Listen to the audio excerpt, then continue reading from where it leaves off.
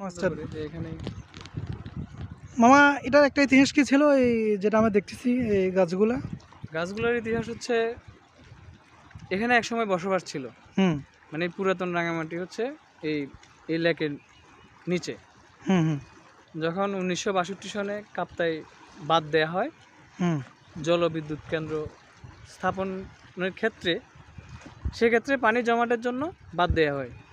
তখন সব বসতবাড়ি উপরে চলে আসে, পরক্ষণে এটা লেক হয়ে যায়। মানে এটা বসতবাড়ির উপরে কৃত্রিম পানি লেক চলে বলা আসে হয় কেমন? এটাকে। হ্যাঁ, বসবাস সব উপরে চলে আসছে।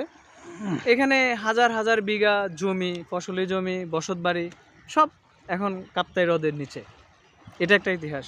এটার নাম কি শুধু কাপ্তাই হ্রদ নাকি আরেকটা নাম আছে? না, এটা কর্ণফুলী নদী কোনটা বলে? কর্ণফুলী নদী, এটা কর্ণফুলীর একটা অংশ। অংশ। এটা আগে বর্ষাকালে জাস্ট একটা গাং, মানে ছোট ছড়ার মতো ছিল।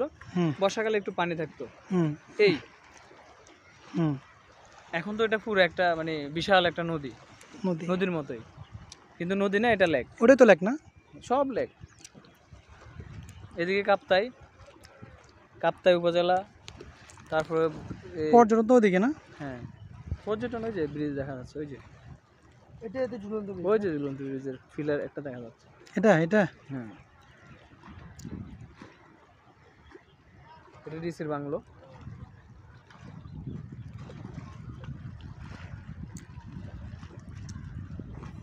যারা এখানে কেমন লাগে না? এখানে যারা এখানে বসবাস করে তারা অনেক ভাগ্যবান, ভাগ্যবতী। কেমন?